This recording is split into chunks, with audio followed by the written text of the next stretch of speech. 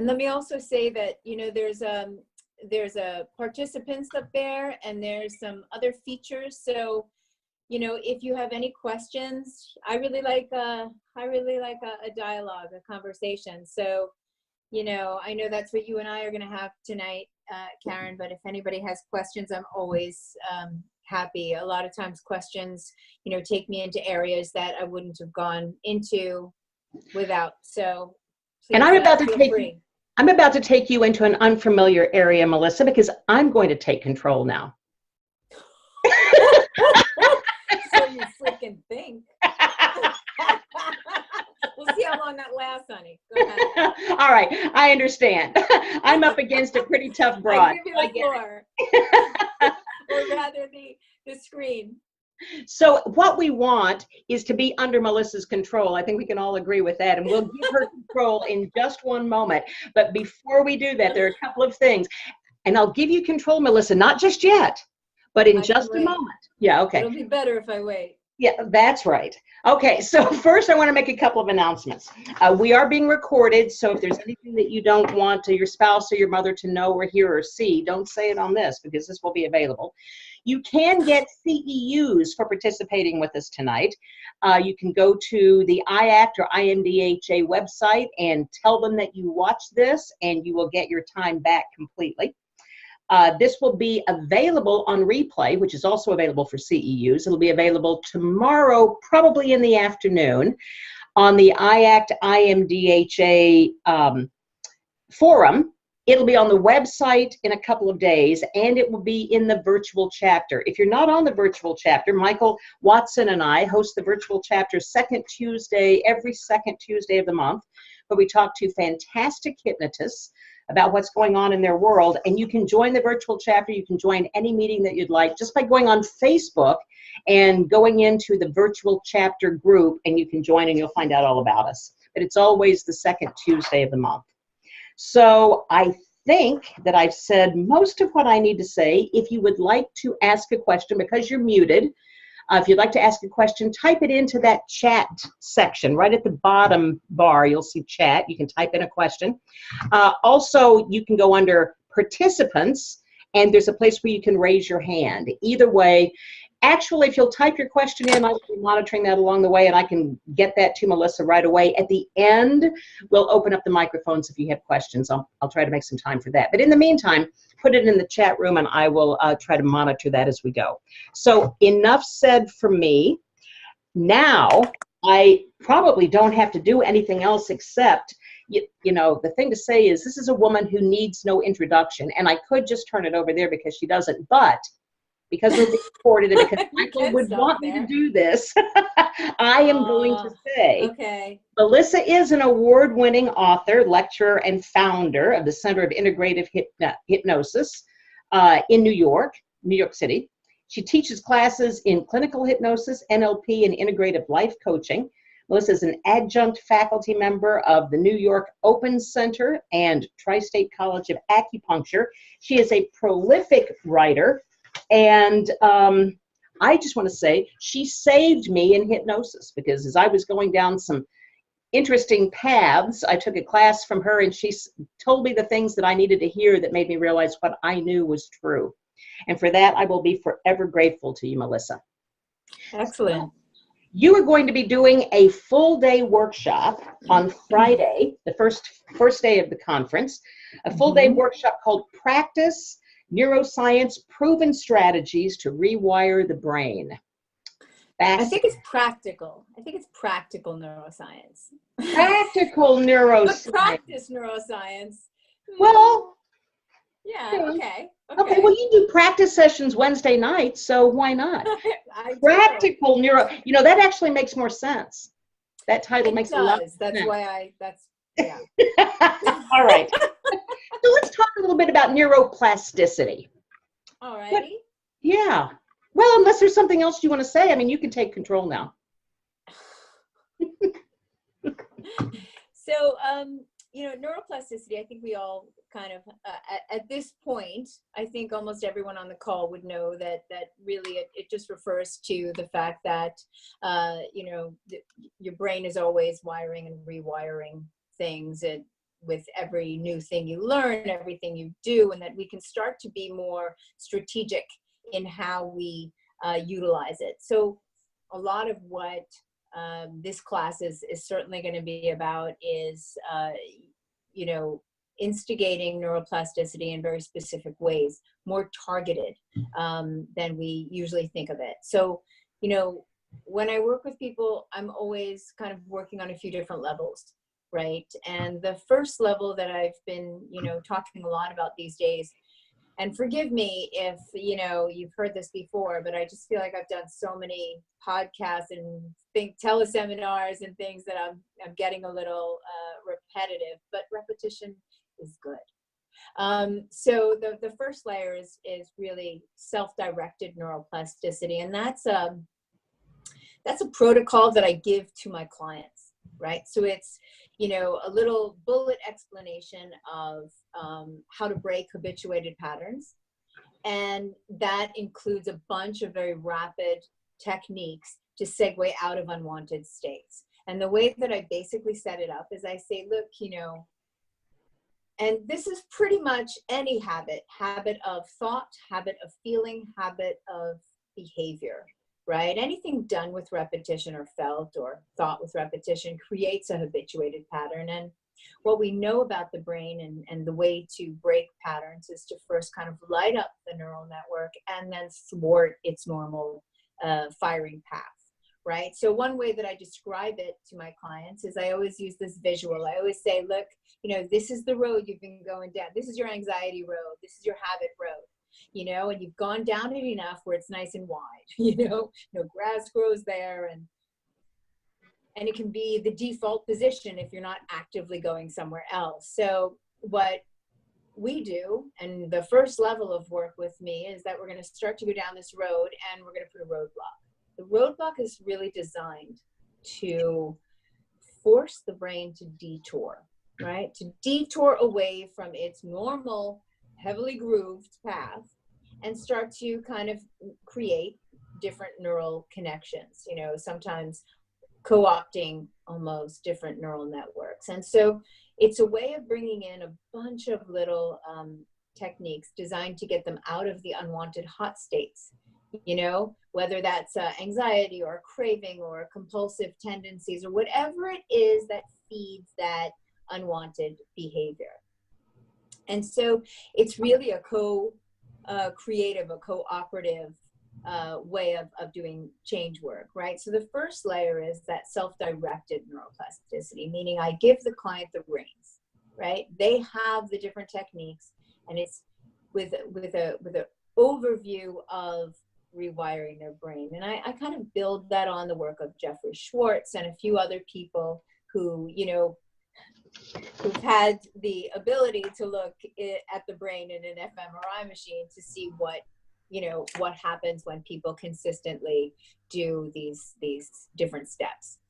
So that would be self-directed neuroplasticity. And the other neuroplasticity that I think is really important is to understand how you have to kind of create the necessary boundary conditions for more strategic pattern interrupts and changes to happen. So a lot of people think that when their clients come in and talk about their problem, that they can then, you know, move forward. But talking about a problem is not necessarily lighting up the relevant neural network. So I teach a bunch of different ways to kind of hit it, you know, to get it so that we can activate the problem and then creatively thwart it. And whether we are utilizing you know, memory reconsolidation, the fact that every time we remember something, it's as if we kind of lift it out of the brain and it becomes malleable again. And for therapeutic memory reconsolidation, there's these 4 necessary steps. But that's kind of what's happening in our sessions when we're doing our change work. So a lot of this is giving an understanding, like you had mentioned earlier, an understanding of how what you're already doing, Karen, is changing people's brains, you know, like, and what really got me into this even more was just curiosity. It was just trying to understand what the hell was going on when people would change drastically and quickly in my sessions. You know, I understood enough to know that there was a repetition, right? So Hebbian law that says neurons that fire together wire together. Like, we get that, right? Stimulus response, stimulus response, stimulus. You know, we can condition in that type of change. I understood it. It made sense. What didn't make sense is when we would do a session and the phobia was gone. You know, 10 minutes, gone. What the hell was going on there? And so that kind of got me really intrigued. It didn't make sense from what I understood. So now it does. You know, now we can kind of expand what we think of when we think of rewiring different networks to include the more subtle and not so subtle change work. So so things like that. So that's what I mean by neuroplasticity in all its forms, is one, teaching clients how to change their own brain, and two, working with clients to neutralize external triggers, to change, you know, deeper patterns, to even go so far as to change pre-verbal emotional early primes. You know, so for me, it includes a lot more than just focusing on what's happening at the synaptic level. It's more about what's happening at the nervous system level. You know, I'm kind of into looking at a wider view, you know, expanding a little bit beyond the brain and into the body, which is an extension of the brain, or rather the brain in the heart, or the brain in the gut. And how do we incorporate that in? How do we bring in the, you know, this knowledge? And is some ways of, yeah, go ahead. I'm sorry, is that the differentiation between self-directed and practical? Self-directed is what the client is doing and practical is what you're doing? No, well, I think it's all practical. I mean, Okay. Self-directed, it simply means that it is directed by the self, right? So it is the client directing their own change, right? It's a skill set. Here's 5 different ways to stop a craving. What happened? Sorry, did you just click something? I don't know. Okay. But we're back. We're back. Black screen for a second. You know, the way that I think about it is there's self-directed neuroplasticity, and then there's the more strategic work that we do with a client that they can't necessarily do by themselves. Maybe they could if they were really talented, but it's easier, and that's why they come to us. So whether some of that is done in the more conversational trance work that I do, or the deeper trance states, it's all good. I bring it in from every level. And it's really, you know, kind of expanding out a lot to understand the foundational primes that people bring, as well as, you know, looking at change from a different angle. And I think, I mean, the techniques that I teach are fantastic and can be applied to any client issue. But more importantly, what I hope to bring is a slightly different view, right? A way of seeing change work and what's possible, and sharing that with your client. You know, I work with a lot of other people's patients, OPP. And so because I work in conjunction with a lot of psychiatrists, I get a broader range of crazy. And so, you know, I've adapted a lot of these protocols so that they cover a wider range of people, of different variations. And when they come to me, there's so many of them are so over therapized. At this point, they could tell you more about their complexes and disorders than anybody. And just because we're being recorded, you should know that I only work on psychiatric issues with, you know, with a referral of sometimes a psychiatrist in the room even, just to make that clear, because I am a quack first and foremost, just a good one. So one of the things that is very freeing is when they come to me and they start to turn on, you know, they press play and then they start regurgitating this old narrative. And part of what I always say is, look, it's illegal for me to even speak that language. I don't speak in diagnostic terms here. I can't deal with that. Here, What you're calling an anxiety disorder, I'm calling a tenacious habit that we can change. So just by immediately taking it out of the realm of disorder and putting it into, look, you've practiced this. Your brain is good at it. Your brain is functioning the way it was meant to function. You know, this is how it's learned. So let me show you how to do something different, you know? And so I think it's really important to change the frame that we work in and to change the frame for our clients. You know, I don't like those labels. I don't think they're useful. I've heard you talk about most of the change work is made in that conversational process. And then the hypnosis is something for their conscious mind to hook it on. Is there different work that is done in that deeper state that you mentioned? Well, there is. And it's, I love that you remembered that. To me, one of the most amazing things about hypnosis is that it is that magical dust that kind of covers all context, you know, that people need something to hang the change on. And although a lot of my work is done in that conversational trance space where I'm doing the strategic, you know, repetition or neuroscience, you know, I'm being a little more strategic. I feel like once I've neutralized the external triggers and I've put into place the elements that are going to make that change go generative in the brain, then trance work is a way of not only reinforcing the changes, as well as giving them the reason why they've changed, because no one thinks they're going to change from some tapping shit or some conversation, some weird, repetitive, looping, twisted conversation, but still, they've been struggling with something for 20 years. They need to explain it to themselves when they walk out of my door feeling different. And hypnosis is the great explainer because no one knows what the hell it is.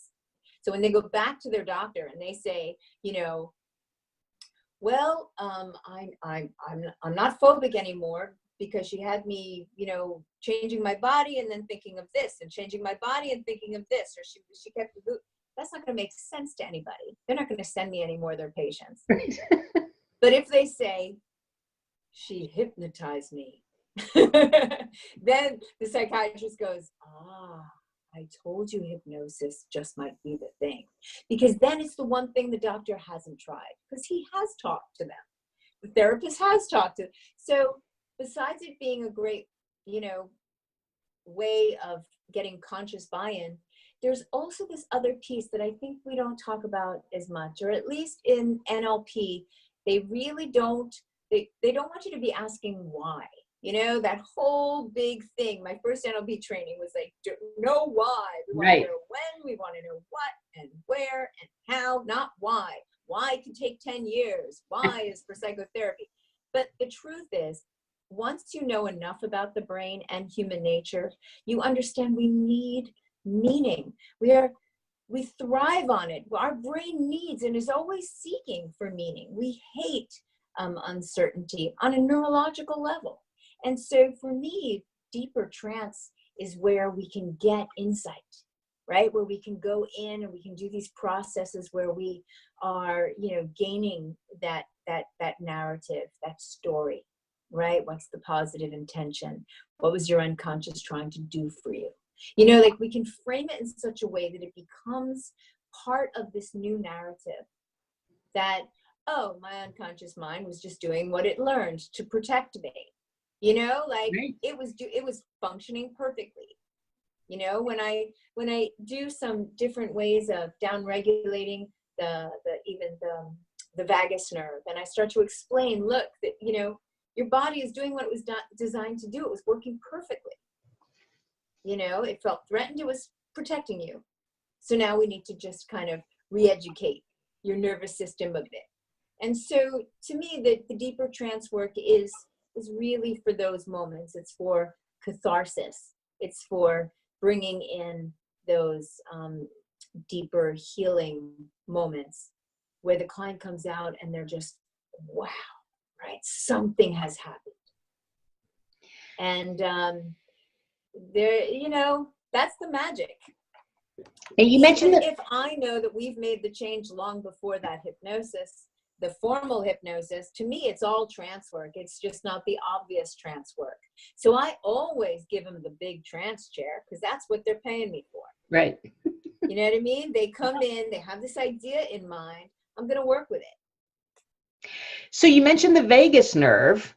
How does that help us as Vegas. hypnotists? I like that. Woohoo! Yeah, right.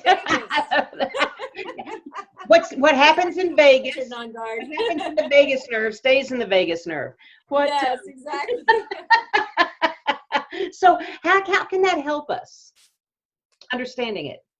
Well, once you start to understand how, I mean, I would recommend that everybody look into the work of Stephen Porges. You know, he wrote a book a while ago, Polyvagal Theory. But nowadays you can listen to a teleseminar of his. You can, on YouTube, you can hear him talk about it. It's really the evolution of our autonomic nervous system, and there's actually two different, well, all right, let me simplify it a bit. So one of the things that is very important for calming the vagus nerve, which connects the brain to the heart, to the lungs, to all the vital organs in the intestines, it's the feedback loop. It's how the brain knows what the body's doing, how the body knows what the brain is doing. It can quickly shift you into fight or flight or not. So it is the mechanism by which we get upregulated or downregulated. Now, once you understand that there's certain things that, Stephen Porges, he coined a phrase called neuroception. And I really like that because perception doesn't cut it because it's not cognitive, it's not conscious awareness.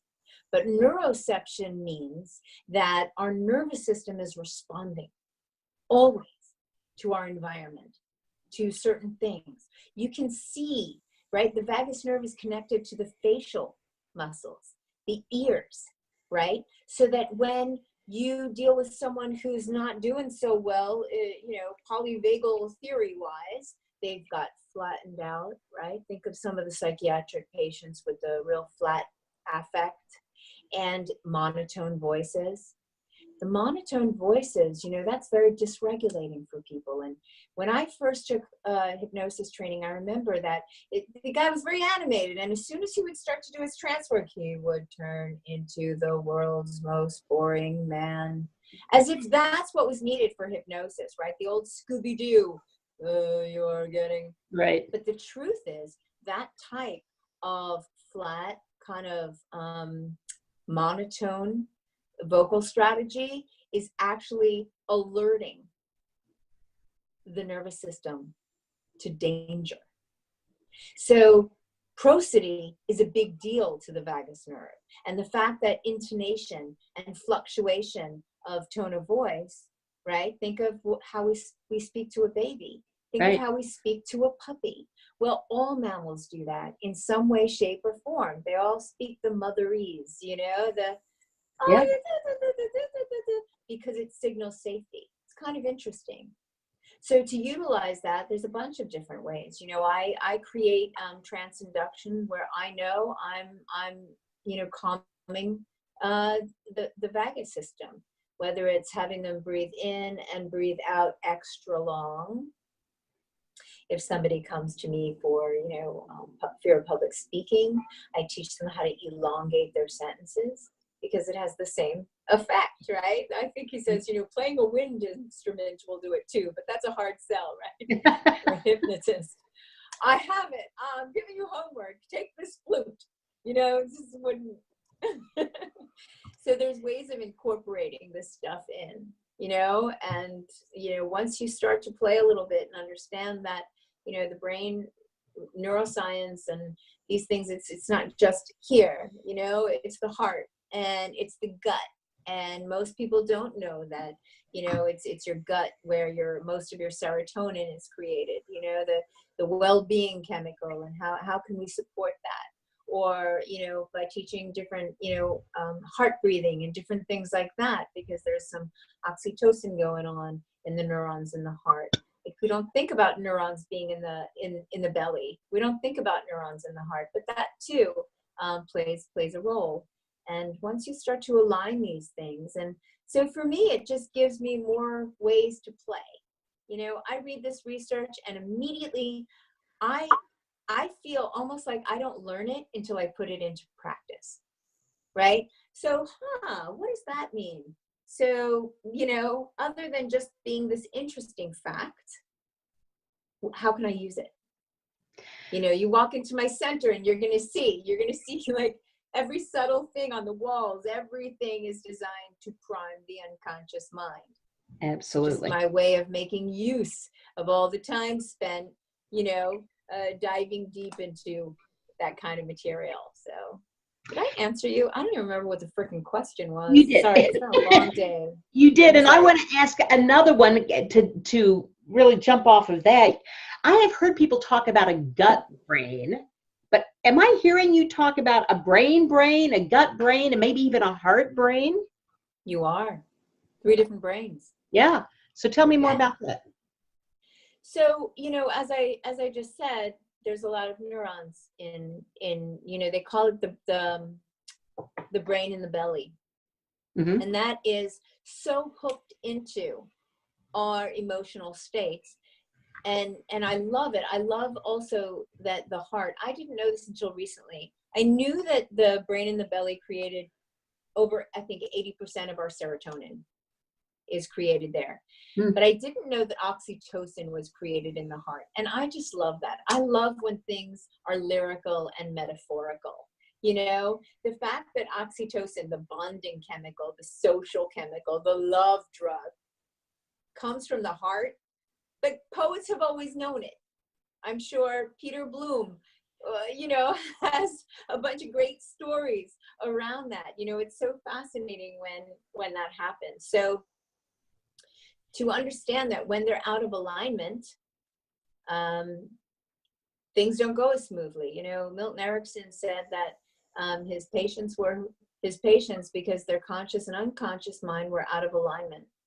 Sometimes it's, you know, it's this brain and this brain are out of alignment.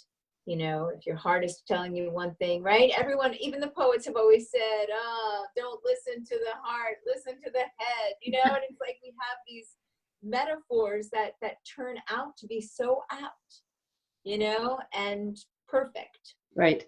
So I teach clients, you know, little things like heart breathing and belly breathing. I teach different techniques, and I use them as inductions, as little pieces in trance, so that they can do it throughout the day. Does that make sense? It does make sense. Is that what you talk about, or what you mean when you talk about resonance and coherence in a session?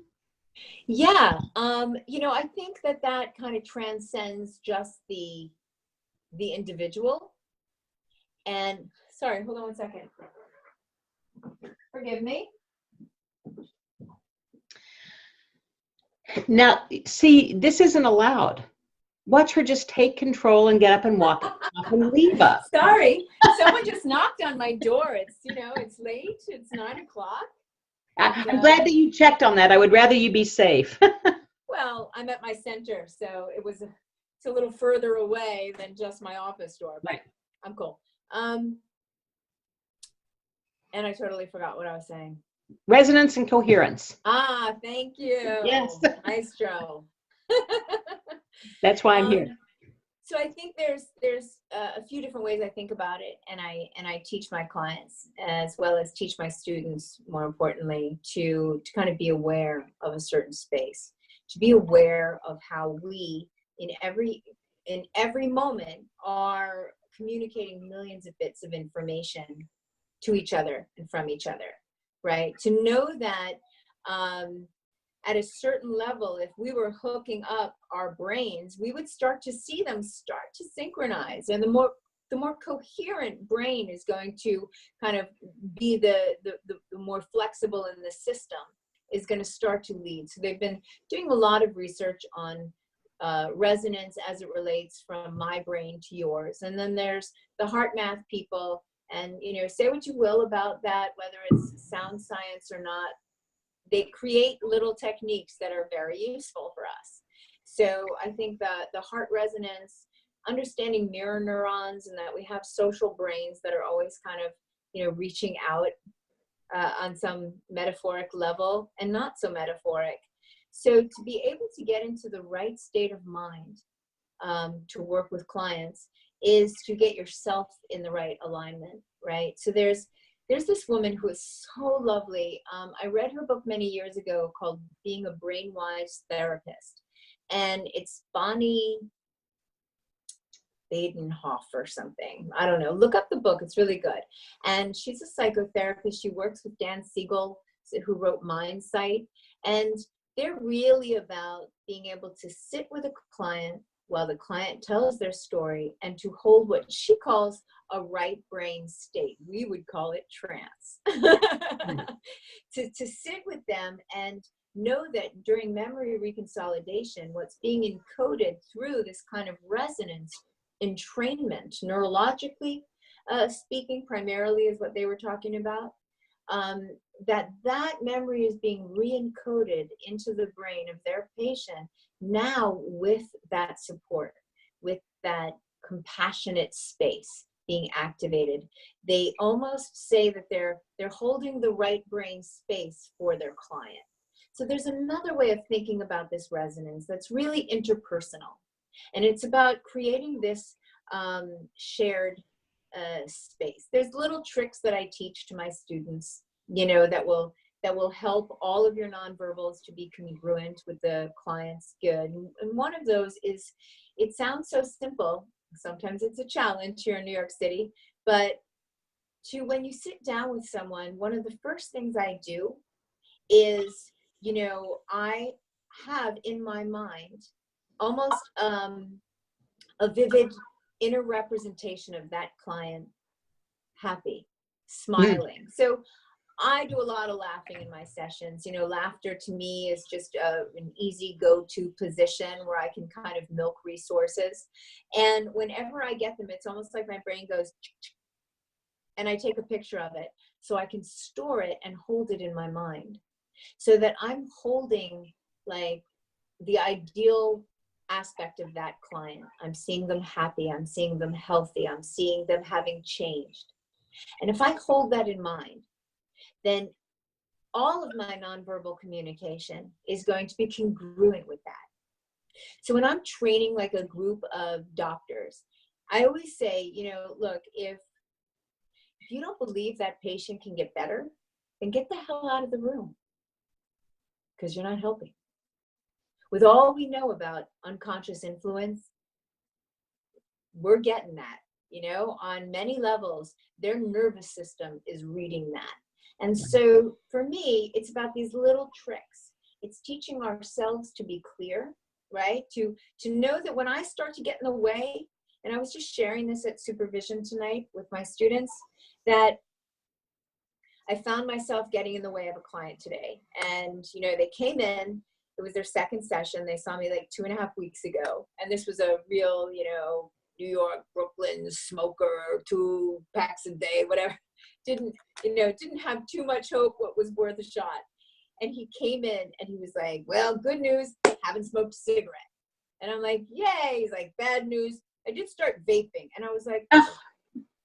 And I got like, you know, like everything about me shifted. And he immediately responded to that. He came in proud of himself, and all of a sudden I smacked him down, you know, and it was like, all right, Melissa, whose outcome am I thinking of right now? Like, he saw this as a win. And I quit, you know, like I had to adjust my internal, I had to literally shift into peripheral vision, clear my filter, and come back and be present, right? So what's the next move? What do you want? So this is a win, great. It's a good step in the right direction. So are we vaping now? Is that good? You know, if that's what you want.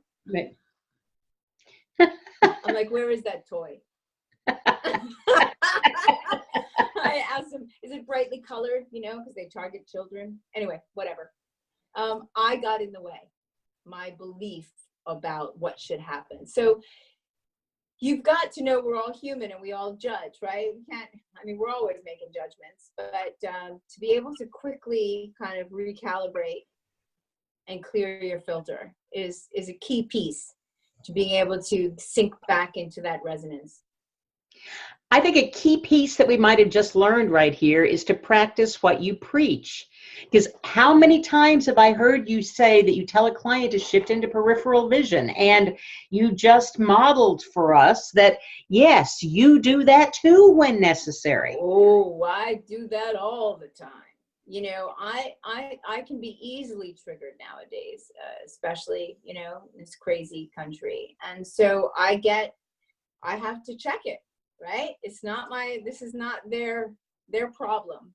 And so I'm always doing that. I have to practice what I preach. Otherwise I'd be a nut job. You know what I mean? Oh my God. If she didn't, can you imagine? I mean, and sometimes, and here's the thing, and then you have to know your limitations, right? I had a woman a while ago, you know, she wanted an outcome to be able to be fine with the fact that her, you know, husband had this other girlfriend who was having like, and I was like, what? And once I do that, I'm no longer being the effective hypnotist if I'm all of a sudden being like, no, that's fucked up. You know, like I can't do that. So Right. I had to refer her on because I just couldn't get right. I couldn't make it right in my head in order to support her on what she said she wanted. Everything in me wanted to talk her out of that stupid, ridiculous idea. Anyway, and that's not my job. So anyway, I practice that stuff all the time on every level. I should add, I use trance, you know, I use self-hypnosis. I use this stuff. Because it works. Yep. Does it not? All right. I just want to say real quickly, we've got a couple more minutes left with Melissa, but if you have questions that you'd like to ask, yeah, really? type them in so that I can make sure that we pass that on. I do want to say that her one-day workshop is on the 18th. That's Friday of the conference. Oh my God, wait. And it's Daytona Beach. Look, I was just trying to explain to my husband, because next winter we are definitely being somewhere warm and not in New York City. And I keep explaining, I'm like, look, I just need a balcony. I need a balcony where all I'm seeing is the ocean, right? And I'm like, I just keep saying, I don't care where it is. I need the balcony and the ocean. And then I'm thinking, just like Daytona. I do yoga out there on the balcony. I could just sit there being absolutely hypnotized. To me, I mean, there's a million reasons why I love this conference, you know, Linda, Robert, but, you know, it's smaller and it's intimate and everyone hangs out with everybody else. You know, from the very first time I was there, it was just this great place where it didn't matter if you were a teacher or a participant, everyone was just hanging out. And it creates this great environment, and it's the beach, and awesome. So yeah, if you need a break and you want to get away, right, that's the place to go. And I there is a question up here that I want to pass on, but I have to say I love the fact that they spelled Vegas Vegas. It is. I say it Vegas, she says Vagus, and it is spelled with an A, Vagas. So could you give us his name and book again about the vagus nerve? Or yes, so it's Stephen Porges, Porges, and his first book was called Polyvagal Theory. But I think he's written something a little more current. But I also know, you know, Ruth Basinski from NICAM, I don't know. She runs these great series. And many years ago, one of the first ones I listened to of hers was the Brain series. And I loved it because that's where I got introduced to that woman, Bonnie. I immediately went and bought her book. I got introduced to Stephen Porges. I immediately went and bought his book. But she does these series, they're free.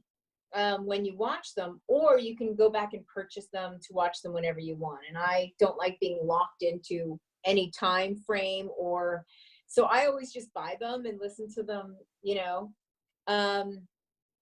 You can probably listen to some of his and he'll give you like where he's at now. I love that guy because each time I see him, he's investigating some other facet of it. You know, like that to me, I'm a big fan of minds that are in expansion, you know, that are always kind of growing and reaching a little further. I'm very attracted to those educators. And Bonnie's last name is? Oh my God. I Okay. don't know. I want to say Badenhawk, but that could just be an actress. I don't know. Okay. Google being a brainwise therapist. Being a brain mind therapist. Okay. Yeah. We'll She's remember that. lovely. She's really lovely. So that's the Friday event, all day event on the 18th, but you have a 1 hour that I'm very curious about and I'm very eager to take, the Atheist Guide to Past Life Regression. Tell me about that one. That is my kind of set of cool ways of exploring past life regression.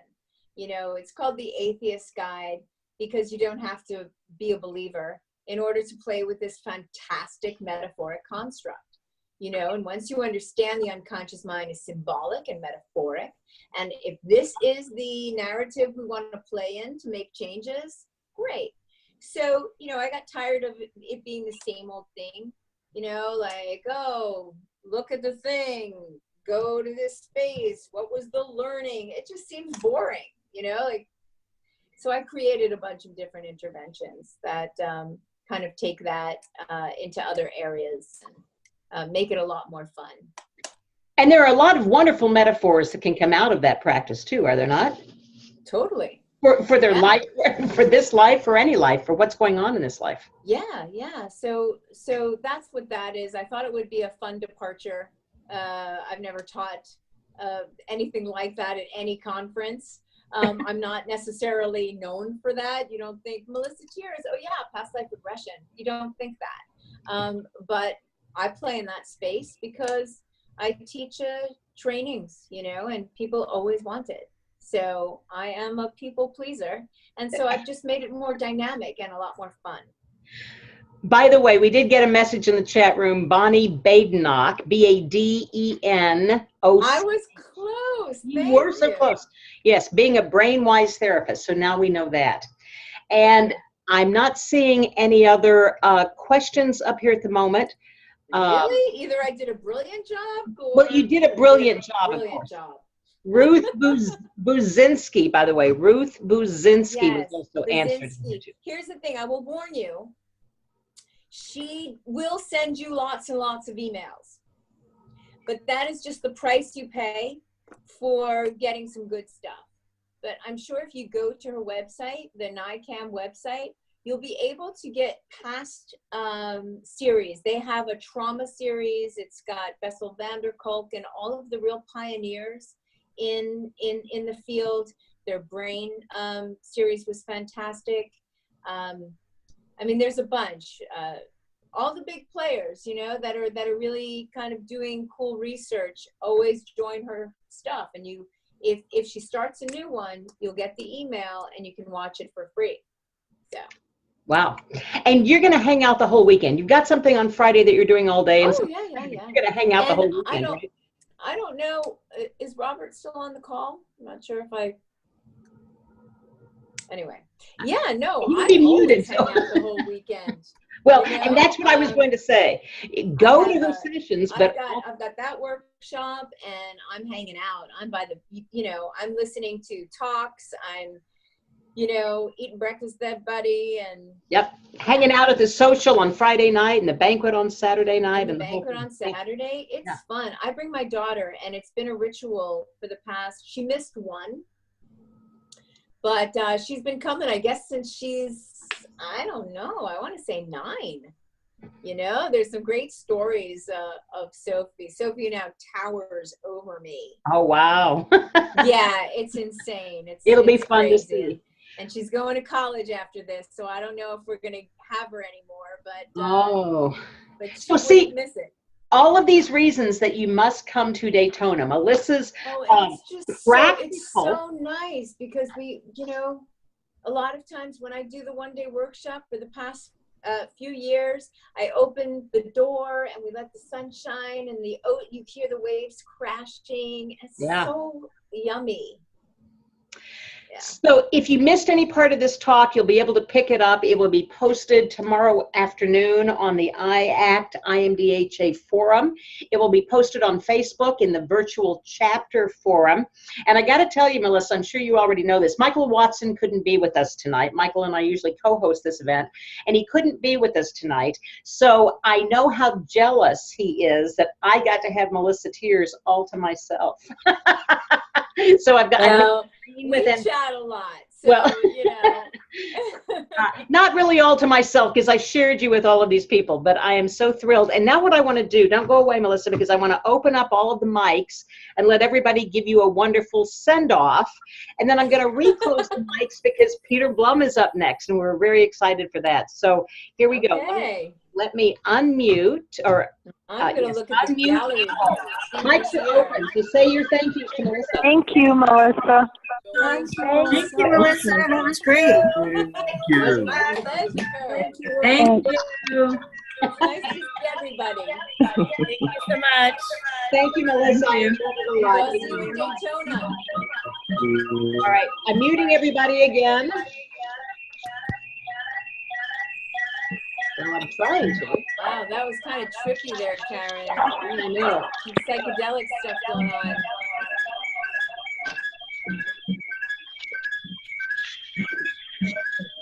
All participants unmute themselves. What does that mean? Okay, everybody is now muted, it looks like. Mute all. It appears that I have done that except for Tom. Tom is muted. Okay, now let me find Peter. Melissa, that was just great. Her Friday session is practical neuroscience, proven strategies to rewire the brain. And on Saturday, the Atheist Guide to Past Life Regression. And don't forget to stand out by the ocean and look up so that you can watch Melissa doing yoga on her balcony. We'll all want to see that probably too. So I believe, Peter, that I have now successfully unmuted you. Is that true? Say hello to me if that's true. Yeah, because the little microphone with the red line through it is gone. There we go. All right. Because I've been excited to talk to you so much. Let me, and again, a person who probably doesn't need an introduction, but I'm going to give an introduction. Remember, this is recorded. Everybody is recorded, and everybody but Peter and me now are muted. I will unmute you at the end, and if you want to ask questions, by all means, go down to the chat and type in your question, and I'll pass those along. But Peter Blum has had, do you pronounce it Blum or Bloom? Because I've heard it both ways. Peter, and what do you prefer? Oh, I just wanted to tell Melissa Tyers, thank you for mispronouncing my name. It's Blum. Okay. She knows how to unmute herself, so watch out, she'll come back, you know. That's fine. Whatever, you know, I pronounce it Blum. It's actually Hungarian, and it's somewhere in between Blum and Bloom. Okay, well, I'm going to pronounce it Blum. Thank you. Because that's the way you like it. So Peter's had a practice in Ericksonian hypnosis since 1987. He's awarded Instructor of the Year by the National Guild of Hypnosis in 2004, and in 2009 inducted into the Order of Braid.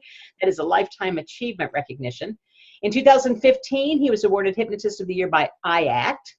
And Peter studied healing and ceremony with Beautiful Painted Arrow and Dr. Louis Mel Madrona for over 25 years. He's trained hundreds in the spiritual art of hypnosis. He's a popular lecturer, trainer, and seminar leader for a number of hypnosis organizations, and he's offered many presentations for schools, prisons, hospitals, mental health and substance abuse counselors, and personal growth programs. Peter's also gained recognition for his pioneering work in the field of sound healing. And let me just say, on Friday night, right? Or Saturday night, Peter? Friday night, we'll be doing a social hour. Yes, the Tibetan sound bowls. So I can't wait to hear those. I attended that last year. It was just lovely. Where was I? He studied music and sound healing with a whole string of people whose names I can't pronounce. So I'm going to start him. You're going to finish him. Dr. Carl Berger. I got that one. Usted Jamaluddin Bhartia. Thank you very much. Pauline Oliveros. Fabian Maman. John Beaulieu. Very good. Oh, good. And Don Conroe. Correct. Whoa! I didn't do as badly as I thought. He is deeply interested in the effects of music and sound on physical, mental, and emotional and spiritual health. And it's so thrilling because the things that you will be doing are all about sound healing for hypnosis. That's your workshop on Friday, is it not? That's correct. Yeah. So tell me about the workshop. Okay. What is your plan? Pardon me? What is your plan for Friday? Plan. Well, I love working with sound and music. And by the way, I'm seeing you in the center of the screen. Am I supposed to be in the center of the screen? Well, actually, I am seeing only me when I speak. And is everybody else seeing Peter when he speaks? Give me a nod of the head if that's true.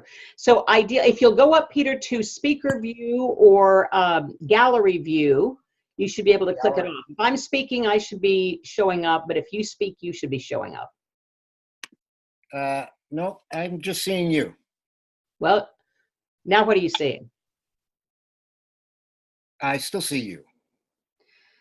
Then you may, I don't know how you got it clicked, but I was seeing you when you were speaking. Is everybody else seeing Peter when he's speaking? Yes, okay.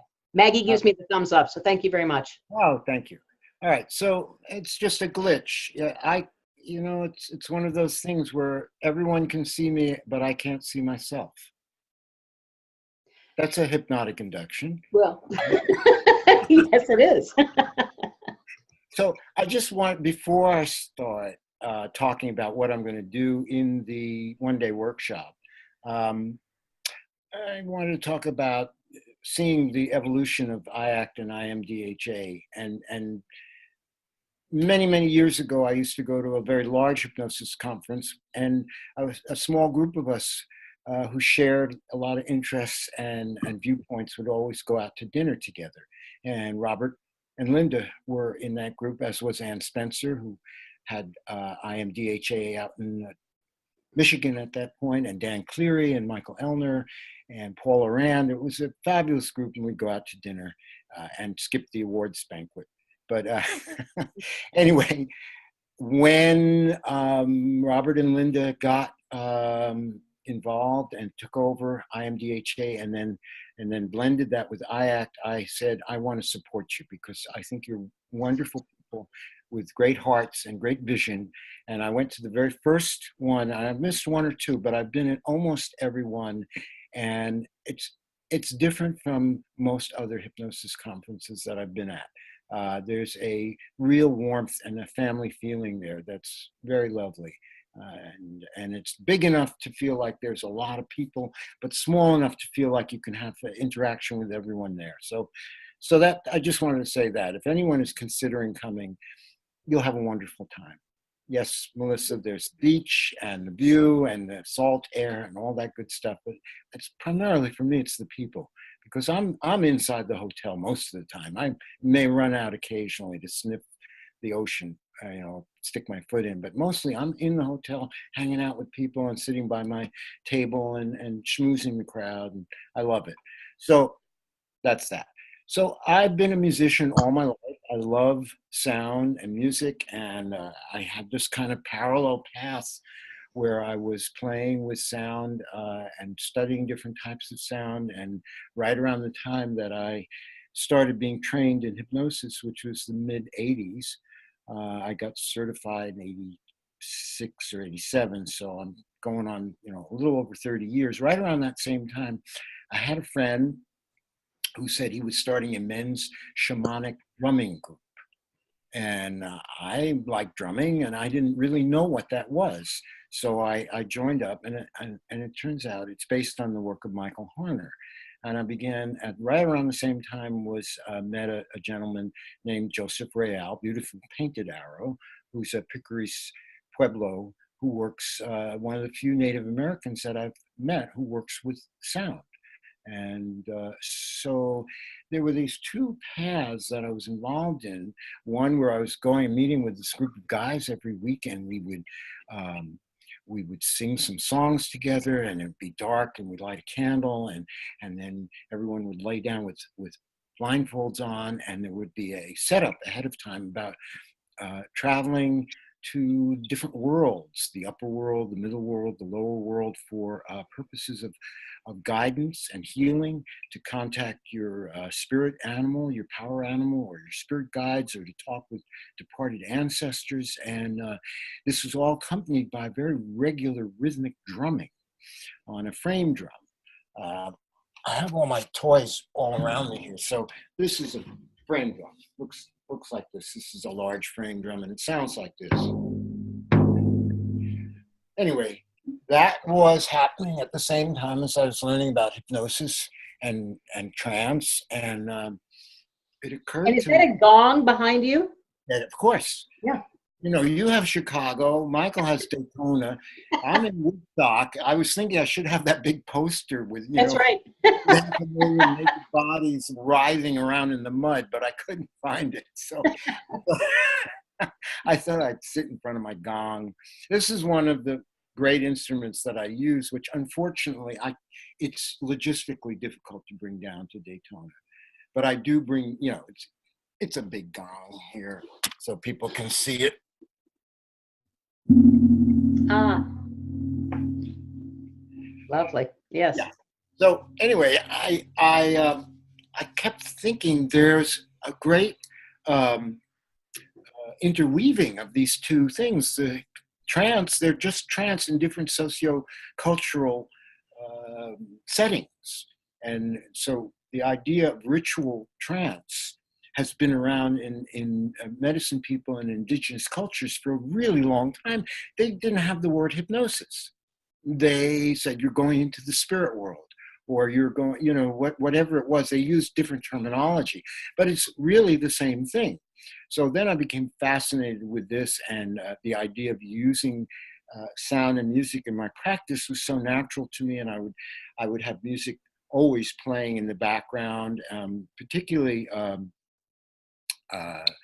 the music that from classical music that has a certain rhythm to it. And there's a lot of research that was done by Don Campbell on the Mozart effect. Some people may have heard of that, of the effect of certain sounds and certain types of music on the brain.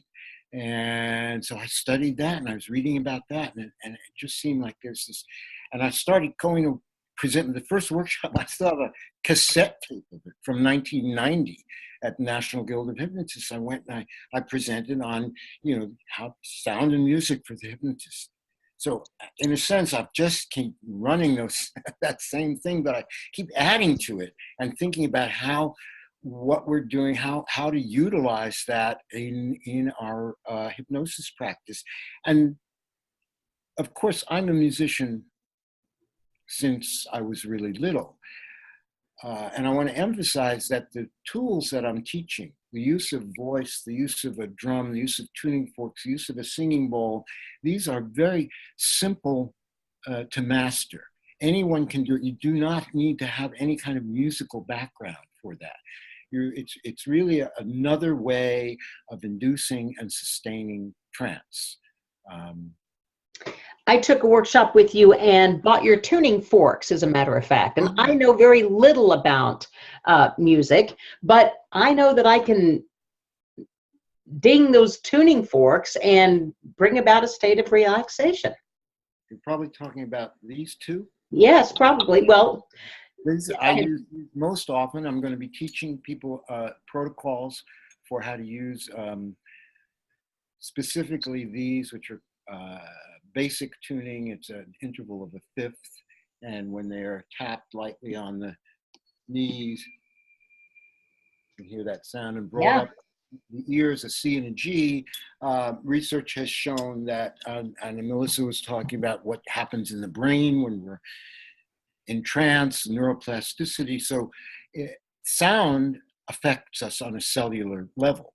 And in the back of John Beaulieu's book called Human Tuning, John is a guy that I get my tuning forks from, there's a medical abstract that shows when people listen to that interval on the tuning forks, one in each ear, there's a spike in the production of nitric oxide, which is a stress deregulator. It's naturally produced in the body. When we hear that sound, we start to produce more of this. So we chill out. Hmm. All right. So anyway, that is a good one. I also have a set of 5 tuning forks called Brain Tuners. And I'll be teaching people how to use those. Again, it's a very simple protocol, and it's based, there's so much overlap. I heard Melissa talking about entrainment and coherence and resonance. And these are all terms that are very familiar, that I use a lot in working with sound healing and sound for hypnosis. The idea of resonance, that we're kind of in resonating with, in rapport with our clients, that there's a resonance, which is actually sonance or sonar. Soning is the root word for sound, sonic healing. And resonance is resounding it. So in a sense, when we feed back information to our clients, when we match their rhythm, so there are specific practices that I'll be teaching. And also, I'm excited about introducing a way of approaching that we are vibrating all the time. We are in a particular rhythm. And a person who's, for instance, in a depressed state might be thought of as that their rhythm is very slow. It's kind of sluggish, right? A person who's hyper, who's in an anxious state, their rhythm is very jagged. It's all over the place. So how to regulate through sound and through our voice and through the pace of our voice. These are musical and sound aspects of what we're doing anyway as hypnotists, but to put it in that perspective, to understand it from that point of view. I want to tell a story about a French doctor, Dr. Alfred Tomatis, who's now dead, but he was an otolaryngologist who was also fascinated with opera singing. And he did a lot of research, and he wrote a couple of books. One is called The Conscious Ear. And he found that he proposed this kind of revolutionary theory that the inner ear translates sound into electrical energy that charges the brain. So the better we hear, the more energy we have available in our brain. And there was a group of, and it's funny, I was watching Michael Watson's interview from a few weeks ago, and I didn't realize he had been in a Benedictine monastery for a while. Yeah. What kind of secrets emerge when people are being interviewed, right? But the chanting that they do. And apparently there was a group of monks in a monastery like that who were involved in a very dedicated practice where they were chanting 8 hours a day. These continuous, beautiful Benedictine monk chants. And there was a papal reformation where they said, you know, you're wasting too much time with all this chanting. And they also got by on very little sleep and ate very little, and they were robust and healthy, and they were chanting 8 hours a day. And the word came down from on high, don't chant so much, you know, do more good works. So they cut back the chanting way back, and they were only chanting like an hour a day, and they started getting sick. And they're lethargic.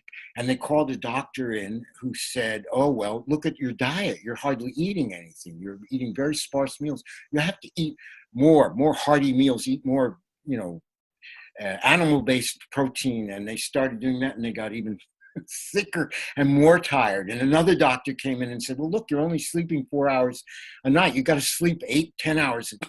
They did that, and they were worse. They were really dragging themselves around. And finally, they called Dr. Tomatis in, and he reviewed the situation. And he said, go back to chanting 8 hours a day. And they did that, and they were fine, because that practice had kept them energized to the point it feeds us energy. Like, people think, where do we get energy from as human beings? The food we eat, the air we breathe. Sound, light also energizes us when we are, people who are like plants, they get sad when they're not getting enough sunlight. And I mean sad with 2 Ds. Right, right. You know, seasonal affective disorder, blah, blah, blah. And so I'm talking to you and paying attention to some of the chats down at the below about light therapy. Yeah, I'm aware of that. And sound energizes us. So when we make a sound, and I've taught this to clients who say, I have trouble meditating, I have trouble going into self-hypnosis, and say, well, try holding and sustaining long tones. Just try making a long tone and listening to that for a while. And it's amazing. They say it's so much easier because my mind isn't racing all over the place. I am focused on that sound, and it's kind of like a feedback loop because you're making the sound and you're also listening to it. So you're involved as both sender and receiver. So that's another practice that I will be teaching. I have an acronym that I've talked about before, FACE, which stands for fixation of attention, anchoring, confusion, and entrainment. And I believe those are four of the most important principles that a person who's practicing hypnosis can take from the use of sound and put into their hypnosis practice easily.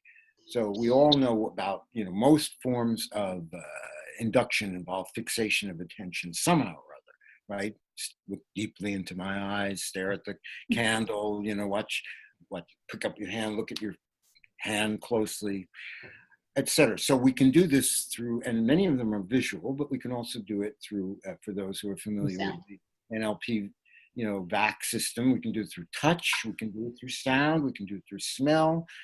So the more of these that you utilize, of course, the better. And I tend, because I'm a very auditory person, I tend to use sound a lot, and also a fixation of attention through just listen to this. And those people who come, unfortunately, I'm doing my workshop Friday the same time as you and Melissa, and probably 2 or 3 other people. So it's always like that, it's right. Like, then I have to say I love doing these workshops, and I've done a couple of one-day pre and post-conference workshops at Daytona Beach over the last 12 years that have been magnificently underattended and also vastly appreciated by the 2 or 3 or 4 people who get to them, and that's fine. We're not counting numbers. It's really about the quality of what the people who come get.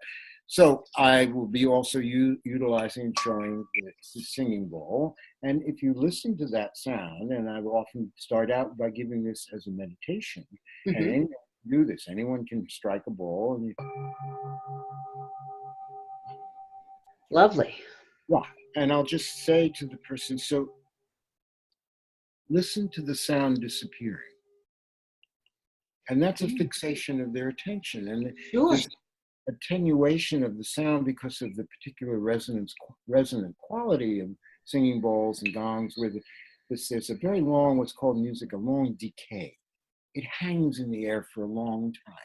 So that's a way, of somebody losing themselves, losing the conscious mind, surrendering to a more dreamlike state.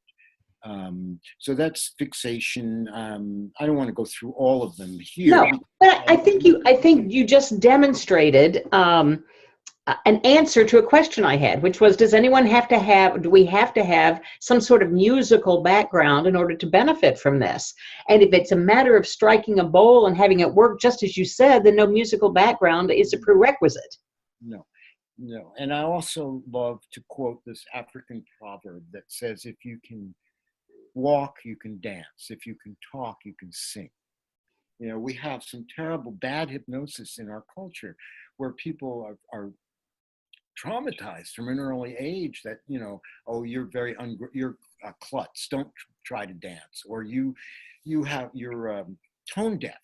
I worked with a woman who said, I'm afraid to sing because when I was in high school and when we were all in choir, I was told to just move my lips. Right. That's a horrible thing to tell someone. So I try to encourage people, make sounds, bang on a drum. It's just here's a little rattle. Any baby can use this. In fact, most babies do. Yeah. And again, there's something magical and fascinating about that sound. And it also creates a rhythmical structure. And so the principle of entrainment was also something that I was fascinated with, which is the principle in physics that two objects that are vibrating close to the same, oscillating close to the same vibration, if they're brought close together, they will tend to match. It's sometimes called the frequency following effect. And back in the late 80s, when I was first being trained in hypnosis, my original hypnosis mentor, Richard Zarrow, God bless him, he's gone, but he was wonderful. And he had one of the early versions of the brain machines, headphones and goggles with LED lights you would put on, you close your eyes, and it would feed pulse, light, and sound in the alpha and theta brainwave frequencies. And because the brain is very suggestible through the senses, it would say, oh, okay, I like those rhythms. I'm going to go along with them. I'm going to shift out of beta, which is our normal waking, quote, normal waking consciousness, and go into alpha or theta. That's great. We can do it with the technology. But what I found out when I started, I was curious because the shamanic journeying work uses a drum and it's beating in a very regular rhythm. And I being half mystic, half scientist, I sat down and I said, I'm going to time this and I'm going to play that rhythm. And lo and behold, it was about 280 beats a minute, which if you divide that by 60 is about, 4 to 6 beats a second, which is right in the theta range. So these old shamans did not know that. They didn't have oscilloscopes to hook up or EEGs, but they knew intuitively that these rhythms led people into an altered state, into a hypnotic state, into a dream. Yeah. So I'm sorry, go ahead. No, you go ahead. You are such a great storyteller. Would you tell us a story about actually using this with a client? How you've used this specifically with a hypnosis client, the sound therapy? Yeah, sure. I mean, you see my office and I have these things sitting around and they're gongs and drums and bowls. And sometimes people don't know anything about that. And they'll just come in and they'll come in for, performance anxiety or, more confidence or just stop a bad habit. And they'll say, well, what do you do with all those things? And I'll say, well, I also work with sound, and sound is another part of the work that I do with clients. And so I'll talk to you, but if you're interested, we can also introduce some sound. And so I had a client who I had a couple of sessions with, and they were kind of up in their head a lot, And so we have different strategies for how to deal with that. One strategy for people who are over intellectual, over cerebralized is to overload, right? You can talk really fast and throw a bunch of numbers and confuse them and have them visualize the number 100 and go backwards by threes and change the colors of them, et cetera, et cetera. Another way of doing it is to get them out of their verbal sense. So after 1 or 2 sessions of sort of getting some light trance, but they were saying, well, I was hoping to go deeper. I said, okay. Now, one of the things I noticed when I was listening to Michael's interview, Mike Watson, was he quoted John Grinder saying, it's about congruent ritual. And I love that phrase. And so I said, all right, well, now I'm going to take my shaman's bandana and I'm going to put it on. I'm going to burn some sage. And you know what that does? That clears your auric field. And, I'm creating this environment where we're moving out of talk therapy, out of talking hypnosis and into something else. And I said, and I don't need to say anything because the sound of these bowls or gongs or whatever it is I'm using, the drum, will just take you deeper into that space where you can access your own inner wisdom and you can just ride the Michael Harner says the Mongolian shaman regarded the drum as the horse that the shaman rides into the state with or takes their person they're working with. The rhythm of the drum it's like a flying carpet. It just takes you from one reality into another. And so I played the bowls, and then I was drumming for them, and they came out and they said, "That's what I'm talking about. That was incredible." I saw, and I met my beaver. I said, "Excuse me." "Oh, you mean your power animal?" "Oh, yeah." And the beaver took me down and showed me the structure of this dam, and I understood that there was something about the engineering, the structure of my life, and that was a great teaching for me. And I understood it in a different way, that I have to construct my life differently and allow for a runoff. And, I never would have known that stuff. I never would have thought of that stuff, but it creates an environment where, with the proper setup, building expectation is such an important part of our work. Again, my original hypnosis teacher used to say 80% of your success is based on the setup. How do you set it up? Who was your original hypnosis instructor? That was the gentleman I mentioned a few minutes ago, Richard Zarrow. And Richard had been a student of John Grinder's, and came back from living in California and having a practice in Malibu, and he moved back to Woodstock. And I knew him from the 70s, and I was working as a journalist and having trouble supporting myself, and I'm trying to figure out what else to do. And Richard very, very generously said, "Why don't you do what I do? I think you'd be good at it, and I'll train you in it." And that was it. That was in '85. And it took me a couple of years of mentoring with him and working in the office. And I got trained by him. And then I went off and got another certification. And I haven't looked back since. But Richard was brilliant. He was a very brilliant man. And I didn't understand that I was being given this elixir of quantum physics and James Lovelock's Gaia hypothesis and Teilhard de Chardin's Omega Point, combined with neurolinguistic programming and Ericksonian hypnosis. And he put it all together, and he called it future shaping. And he was ahead of his time, because he was doing branding. And he said, we're going to take this into the business world, and we're going to bring them the idea of love and transformation of the planet through understanding consciousness and self-hypnosis, and how to, and it was a very wonderful way of being introduced and brought into the field. So that's, I have just been entranced by you, Peter, just listening to you talk. If anyone has questions, by the way, put them into the chat room so that I can ask. And yes, you've already gotten a comment, beautiful story. And of course it is a beautiful story. And bringing sound into hypnosis seems to make all the sense in the world. I mean, after all, when we're in our cars and we hear a song on the radio, it can instantly create a regression back to our high school days when we went to prom or whatever. So it's very important that it goes right to the brain, does it not? Sound music. There you go again. Does it not? I'm going to watch that. Yeah. The infamous tag question. Peter called me out on that earlier, that I use that an awful lot.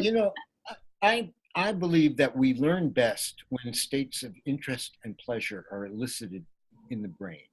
And so in my workshops, I always want to have fun. I love what I'm doing, and that translates, hopefully, that kind of excitement and passion about this translates into the joy of working with sound and helping people to change and grow through that. And so that's what I hope to share. And my gift every year, for many years, to the conference is to come and schlep, 75 pounds of singing bowls and set them up and give a free event Friday night that everyone is welcome to. And that's a nice change also for people who've been sitting and listening in upright position, sitting chairs, and they get a chance to just stretch out and chill out and dream, enter dream time, and listen to these etheric sounds for 45 minutes, an hour. And it can be very healing, can it not? Well, that's the idea. That's the idea. And it is, I say it's more of a panacea. Like people say, well, what specifically, can I use it for arthritis or for migraine headache? Well, one-on-one, sure, we can address sound in that way. In those group sessions, I say, like a lot of energy workers say, the energy goes where it's needed. And I believe the same thing about the sound. Sound will go where it's needed. If you just lay there and absorb it, it will just be a general panacea, which is, that idea that it just makes everything feel better. And it does. I've attended, and it does.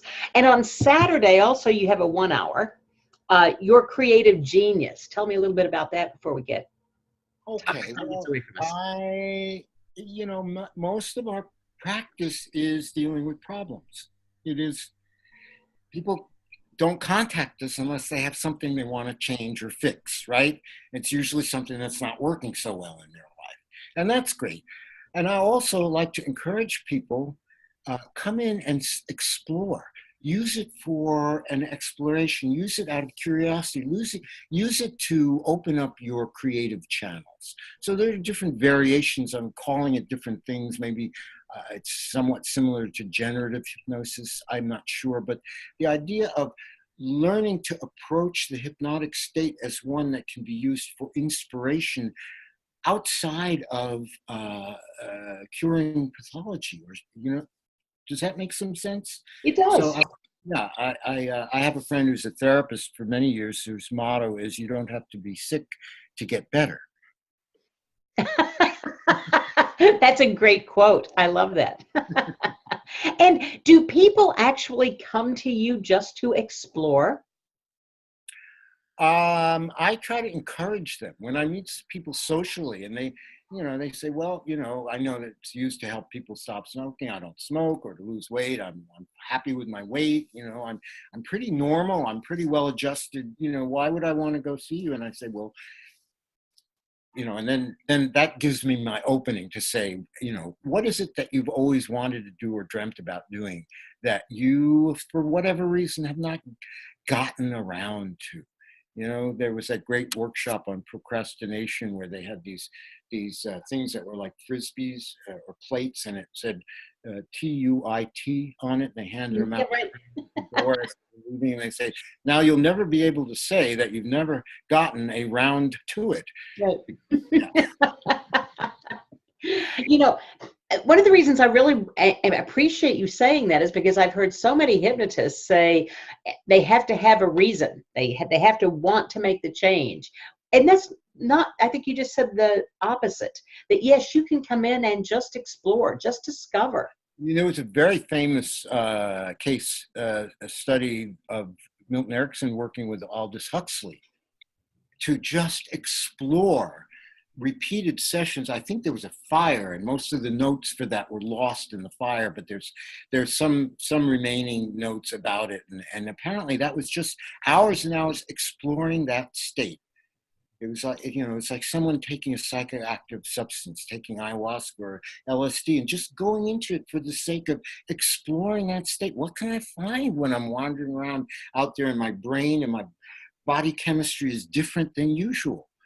So, isn't that an interesting thing, that people will take street drugs to explore, but they're afraid of hypnosis? Yeah, well. In some circles. Yeah. So do people need to bring their own instruments, or will you have plenty of instruments for your Friday workshop? I will have a lot of instruments, and people are welcome to bring their own. So if someone brings in something completely off the wall. Yeah, like a slide trombone. Sure, why not? Can you work with that as well? Anything that makes sound is fine. It doesn't really matter what it is. You can bang on the floor. And, it's one time my teacher, Joseph Real, beautiful painted arrow, who's this just extraordinary wise person. I often say he lives where I get to visit occasionally in terms of his reality. He lives there all the time. And he had a group of us here, and he said, we're going to do some journeying. And we're in this big old sawmill with wooden floors. And he said, so I'm just going to walk back and forth, and the sound of my footsteps will guide you into. So there was no drum and no rattle. We just lay there and listened to him walking on the floor. And that took us, because, it was a congruent ritual. He set it up in a way we were all there with him, and we all went right along with him. And he would give us assignments. he would give us assignments. He would say, now you go and visit the spirit of the moon and bring back a message for the group. Or you go and visit the spirit of of chairness. You know, like, what? What? For those of you, people who are interested, who read the pieces I submit to Unlimited Human, I've been writing a column for about, I don't know, 3 or 4 years. And one of them was on my experience with Joseph, this Native American shaman who was one of the most incredible hypnotists I ever met. So that's in the archives there somewhere if you want to look for it. So I think that if there's any last minute questions from the remaining participants. I am not seeing any last minute questions, and our time is just about up. What I do want to do is unmute everybody before you leave, Peter. And I'm going to say, you know, sitting and listening to you, you're just so musical. I could just go into trance. I see nodding now. I can just go into trance listening to you talk, because you even talk musically. Well, it is the instrument we're all born with. Yes. Right? Yes, it's beautiful. So Peter Blum's Friday workshop, an all-day workshop, is Sound Healing for Hypnosis. Friday night is The Gift, where he'll do sound healing and meditation. That's a free event Friday night. And then on Saturday, his 1-hour program is Your Creative Genius. And we'll all get to hang out and just have a good time. Peter, I really appreciate you joining us tonight. Thank you so much. Thank you. And for don't having go me. away. I want to unmute everybody so they can give you a wonderful send-off. Before we do, I want to say if you missed any part of tonight, it will be available tomorrow on the IACT IMDHA forum. It will be on the website a little later in the week, and it will be on the virtual chapter group on Facebook. You can always join the virtual chapter group. Next Wednesday, we will have Helen Breward and Cheryl Ellman, and Michael will be back joining us next week. So, Peter, thank you very much. Let me unmute everybody so we could all give you the proper send-off. I believe everybody is unmuted. Thank you. Thank you, Peter. Thank you, Peter. Thank you, Peter. Thank you See you much. soon. Very Bye. nice. All of you in Daytona. Yeah. Have a good night. Thanks for joining us. Bye-bye. Good night. Thank you all.